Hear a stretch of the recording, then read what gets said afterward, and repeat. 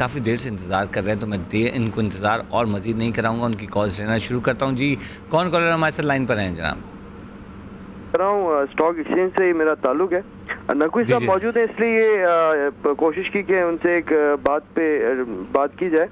ये कि dissemination of information का बड़ा मसला है, जिसकी वजह से इन्वेस्टर कॉन्फिडेंस का इशू ज़ाहिर रहता है हमारी मार्केट में। एक छोटी सी एग्जांपल ये कि कल आपने मार्केट को जो शॉर्ट सेशन पे बंद किया, तो कॉर्पोरेट्स की तरफ से 1 बजे इंटीमेशन आ गया था कि मार्केट आपकी बंद हो रही है, एंड बीइंग ब्रोकर्स और मौजूद है स्टॉक एक्सचेंज की बिल्डिंग में, हमें 1:10 में जो आपको टीवी पे अनाउंसमेंट हो उस वक्त पता चला। तो ये एक एग्जांपल है। इस तरह की बहुत सारी चीज़ें होती हैं। सेकंड चीज़ ये है कि आप एक सर्वे करवा लें, सारे ब्रोकर्स को आप भिजवा दें क्वेश्चनर। सबका एक इशू बहुत कॉमन है कि नेशनल क्लियरिंग, सेंट्रल डिपॉजिटरी और स्टॉक एक्सचेंज किसी हद तक, ये मैं कोई इल्ज़ाम नहीं लगा रहा, बट ये जनरल परसेप्शन है कि वहाँ से जो इंफॉर्मेशन होती हैं या जो ट्रेडिंग की एग्जीक्यूशन की डिटेल्स होती हैं वो लीक हो जाती हैं। तो ये भी जो मेजर रीज़न है apart from capital gains tax and all that, जिसकी वजह से इन्वेस्टर्स कॉन्फिडेंस, जब ब्रोकर्स कॉन्फिडेंस इतना नहीं होगा तो इन्वेस्टर्स कॉन्फिडेंस कहाँ से आएगा? प्लीज नकवी साहब हैं, इसलिए मैंने ये चीज़ प्रपोज की, बिकॉज आई एक्सपेक्ट कि वो कुछ ऐसे इशू ज़रूर इसके ऊपर काम करेंगे। ठीक है, बिल्कुल मैं बिल्कुल इसका जवाब ले लूँगा। मेरे ख्याल में कुछ और कॉलर्स को हम ले लेते हैं, उसके बाद इकट्ठे जवाब ले लेंगे। जी, कौन कॉलर हमारे साथ लाइन पर हैं? हेलो जी, अस्सलाम वालेकुम। हेलो जी, अस्सलाम वालेकुम। कौन कॉलर हमारे साथ लाइन पर हैं इस वक्त? मेरे ख्याल में कुछ प्रॉब्लम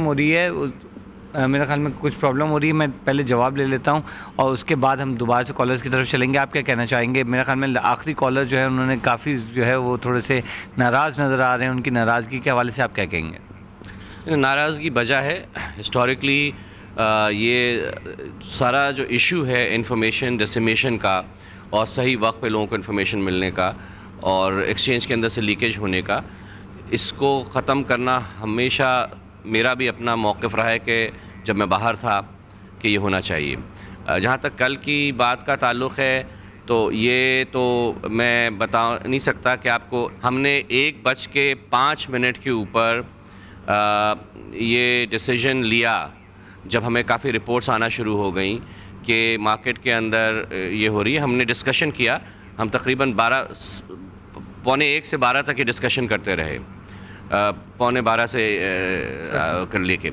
अब 5 मिनट पहले अगर किसी कॉर्पोरेट को कहीं से पता चला तो उसको मैं कंट्रोल नहीं कर सकता हूँ। मेरे बोर्ड के अंदर से मैं बाहर जाके 1:10 पे 1:05 पे हमने अपने लोगों को बताया कि ये अनाउंसमेंट करा दें, ये नोटिस निकाल दें और जहाँ जहाँ फ़ोन करना है NCPL वगैरह और उनको और लाहौर को, इस्लामाबाद को बता दें। तो इस पे तो मैं ज़्यादा कोई इफ़ेक्ट नहीं कर सकता। जहाँ तक लीकेज का ताल्लुक़ है वो ये है कि हमने तकरीबन 3 हफ़्ते पहले ये इशू मेरे सामने आया था और इसको हमने बहुत ही जामा इसका इखलाए अमल बनाया है। सबसे पहले तो हमने ये किया है कि जहाँ जहाँ पे हमारे अंदर स्टॉक एक्सचेंज के अंदर कंप्यूटर्स हैं उसमें CD, USB ये सारा बंद कर दिया गया है। ऑलरेडी हमने एक सर्वे शुरू किया है कि एक डेटा इंटेग्रिटी प्लान है जिसके अंदर जो भी आपका डेटा है उसको इनक्रिप्ट कर दिया जाए, ताकि ऑलरेडी SECP के कहने पे और हमारी एक इंटरनल एक्सरसाइज हुई थी कि लाइव डेटा जो है किसी को अवेलेबल नहीं है अभी, वो अगले दिन जाके अवेलेबल होता है सर्वेलेंस वालों को। और अगर कोई अनोमली होती है तो उसका पूरा प्रोसेस है जिससे इन्फॉर्मेशन ली जा सकती है। पहले ही हुआ करता था कि जो चाहता था IT में जाके इन्फॉर्मेशन मांग सकता था, वो बैंड हो गया है। अब ये सारी चीज़ें इन प्लेस आ गई हैं और हमने जो अपने हिसाब से ब्रोकर से पूछा है उसमें डेफिनेटली उनको इस चीज़ का सेंस है कि इम्प्रूवमेंट हुई है और ये एक ऑनगोइंग प्रोसेस है। डेटा इंक्रिप्शन का जो प्रोजेक्ट है वह ओवर $1 मिलियन का है। हम और भी वेंडर से बात कर रहे हैं। एक बार डेटा इंक्रिप्शन अगर हो जाए तो उससे काफ़ी हद तक लाइव डेटा ख़त्म हो जाएगा।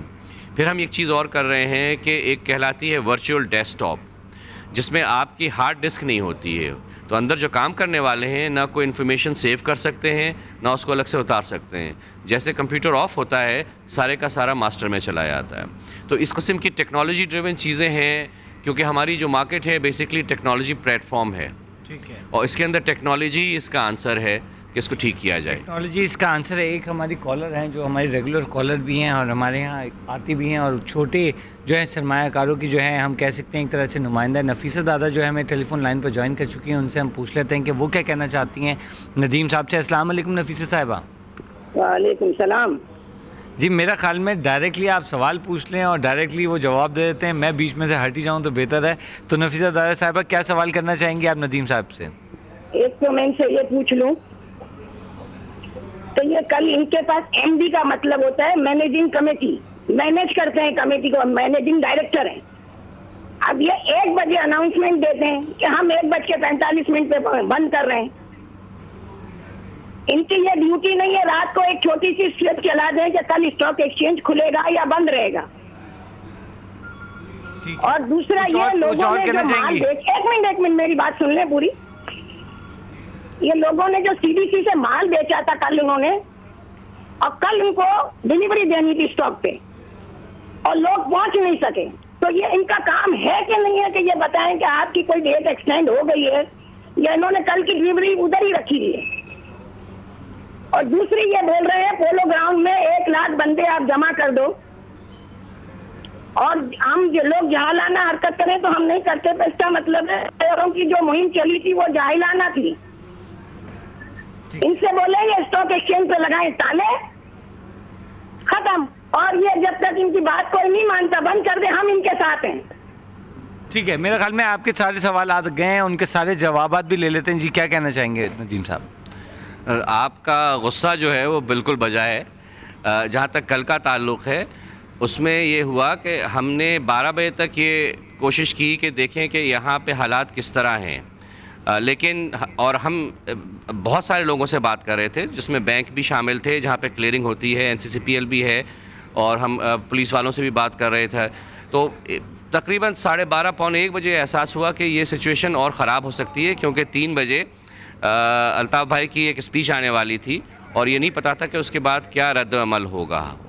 एक वजह मैं ज़रा घबराता हूँ हर बात पे स्टॉक को बंद कर देने से, क्योंकि हमारे ऊपर सबसे ज़्यादा जो इल्ज़ाम लगा है वो फ्लोर का लगा है कि जी आपने फ्लोर लगा दिया और फिर 6 महीने तक कुछ काम नहीं किया। तो मेरी कोशिश ये होती है कि स्टॉक एक्सचेंज जहाँ तक हो सके खुला रखे। जहाँ तक इस बात का ताल्लुक़ है कि जो उनको CDC के शेयर्स में अगर प्रॉब्लम हुई है तो वो हमें डेफिनेटली बताएं और हम NCCPL के साथ मिलकर इस चीज़ को रिज़ॉल्व करने की ज़रूर कोशिश करेंगे। और फाइनली ये था कि अगर जो लोग बाहर आ जाते हैं वो जाहिल हैं या नहीं हैं, तो देखिए ये एक मेरा पॉइंट ये नहीं था। मेरा पॉइंट ये था कि जब आप किसी चीज़ के ऊपर कोई लाएअमल इख्तियार करते हैं तो उसका एंड सामने रखना चाहिए और ये असेस करना चाहिए कि उसका नतीजा क्या होगा। मैं इस चीज़ के बिल्कुल ख़िलाफ़ नहीं हूँ कि अगर हमारे पास कोई चारा नहीं है तो हम फिर भी बाहर आ जाएंगे, और जैसे आपने फरमाया अगर आप हमारे साथ हैं तो हम ताला भी बंद करने को तैयार हैं।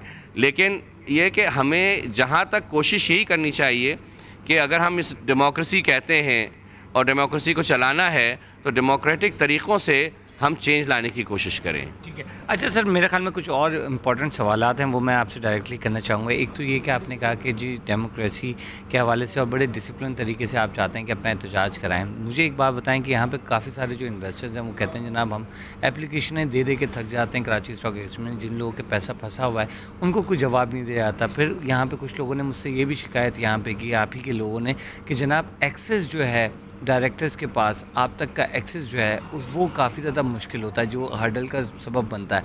तो इन चीज़ों को कैसे दूर करेंगे आप? देखिए, एक तो ये कि एक जनरलाइज किस्म के एक्यूजेशंस जो होते हैं ना, हमेशा मैं उससे घबराता हूँ। इम्प्रेशन बन गया है, अब वो हिस्टोरिकली सही हो लेकिन इस वक्त सही नहीं है। तकरीबन 8,000 के करीब कंप्लेन आए थे, ऑफिशियल कंप्लेंट्स जो कि वेरीफाई हुए थे, क्योंकि यहाँ पे हमारे यहाँ माशाल्लाह से झूठे कंप्लेन भी देने वाले बहुत ज़्यादा हैं। हमने एक इंटर ऑडिट फर्म रखी जिसने वेरीफाई किया कि क्लेम सही हैं। 8,000 में से तकरीबन 4,500 के करीब क्लेम सेटल हो गए। बाकी क्लेम इसलिए नहीं सेटल हुए हैं कि वहाँ पे लोगों ने इंडिपेंडेंटली कोर्ट केस कर दिए उन मेंबरान के ख़िलाफ़ जो कि एक्सपेल कर दिए गए थे। कोर्ट ने स्टे ऑर्डर्स दे दिए थे। यहाँ तक भी हमारे पास एक स्टे ऑर्डर है जहाँ पे कि अगर आप सीट को बेच भी दें तो उसका आप जो पैसा निकलता है वो डिस्ट्रीब्यूट नहीं कर सकते। कल ही की बोर्ड मीटिंग में हमने पूरा ये जो क्लेम्स का स्टेटमेंट है उसको थरली इन्वेस्टिगेट किया है और बोर्ड ने टेंटेटिवली, अब ऑफिशियल स्टेटमेंट नहीं आया तो आप लोग फिर मुझे गालियाँ देंगे कि आप इधर उधर की बातें करते हैं, लेकिन हमने ये definitely in principle first step में ये किया है कि 25 मिलियन यानी 2.5 करोड़ से क्लेम पर सीट के अमाउंट से 50 करोड़ जो है फंड से दिया जाएगा, तो डबल कर दिया गया है। अब हम उसको फास्ट ट्रैक के अंदर इंशाल्लाह क्वाइट सून, बहुत ही जल्दी इसको आप देखेंगे इस क्वार्टर के अंदर ही तकरीबन 1,500 से 2,000 क्लेम आउट ऑफ 2,800 जो बचे हुए हैं उसको हम दे देंगे। ठीक है, यहाँ पे कुछ कॉलर को ले लेते हैं जी। कौन कॉलर हमारे साथ लाइन पर हैं जनाब इस वक्त? जी अस्सलाम वालेकुम। जी जनाब, क्या कहना चाहेंगे? जी मैं लाहौर स्टॉक एक्सचेंज में पिछले 17 साल से जॉब कर रहा हूँ। जी जी। और इतने बुरे हालात ये 3 साल में नहीं देखे जितने ये 3 साल में हो गए हैं। 70% ब्रोकरेज हाउस जो है वो क्लोज हो गए हैं लाहौर स्टॉक एक्सचेंज। ठीक है, अगर आप विजिट करें तो ये मोस्टली लोग जो है ना ये अपने बिजनेस जो है ये क्लोज करके शिफ्ट कर रहे हैं या तो बंद कर रहे हैं या शिफ्ट कर रहे हैं। ठीक है जी जी आप अपनी बात कंप्लीट करें। हेलो जी आप अपनी बात कंप्लीट करें जनाब। हाँ जी, तो ये अगर इसी तरह चलता रहा तो ये जो बाकी जो ब्रोकरेज हाउस हैं ये भी बंद हो जाएंगे और ये FBR किधर से जो है ये कलेक्ट करेगा ये अपने जो है ये। ठीक है ठीक है, आपका सवाल बिल्कुल आज गया है जनाब। एक और कॉलर को ले लेते हैं जल्दी से। कौन कॉलर हमारे साथ लाइन पर है जनाब? कल जैसे काम हुआ है। हेलो जी, अस्सलाम वालेकुम। क्या कहना चाहेंगे जनाब? जल्दी से कह दें, टाइम बड़ा कम है हमारे पास। जी मेरी नदीम, मैं जुल्फ़िकार बात कर रहा हूँ कराची से। जी जुल्फ़िकार साहब, क्या कहना चाहेंगे? देखिए, हम MSCI इंडेक्स से निकल चुके हैं और फ्रंटियर स्टॉक से जिस दिन हम निकल गए लो वॉल्यूम्स की वजह से यहाँ पे फॉरेनर्स का स्टे खत्म हो जाएगा। सर आप मेरा ख्याल में क्लोजिंग की तरफ जाना है। जाते आते मैं अब और भी मजीद कॉलर्स को लेता। जाते आते सर क्या कहना चाहेंगे इन्वेस्टर को कॉन्फिडेंस डेवलप करने के लिए एक जुमले में? देखिए, कॉन्फिडेंस डेवलप करने का एक तरीका, हम अपनी पूरी कोशिश कर रहे हैं कि इन्वेस्टर को सहूलत फराहम रहे। जो पिछले कॉम्पनसेशन हैं उनको हम जल्द से जल्द दें। हमारे यहाँ जो ये सारी परसेप्शंस थी कि लीकेजेस है, गवर्नेंस की प्रॉब्लम है, उसको मैं पर्सनली देख रहा हूँ कि यहाँ पे एक प्रोफेशनल सेटअप हो। और प्रोफेशनल सेटअप का मतलब ये है कि अगर हमारे मेंबरान में भी से किसी ने गलती की है तो उनको टास्क पे ले जाया जाए। ज़ीरो टॉलरेंस होनी चाहिए करप्शन और चीज़ों के लिए। जब भी हमारी तरफ से तो ये है, बाकी हुकूमत की ये फ़र्ज़ है कि इकोनॉमिक पॉलिसी और टैक्स पॉलिसी ऐसी रखे कि हमारे उसमें फ़ायदा हो। बहुत बहुत शुक्रिया नदीम साहब, आपने हमें टेलीफोन यहाँ पे ज्वाइन किया ट्रेडिंग फ्लोर पे। इस वक्त को आपसे इजाज़त लेने का। मज़ीद खबरों और अपडेट्स के लिए देखते रहिए मेरी पहचान CNBC पाकिस्तान।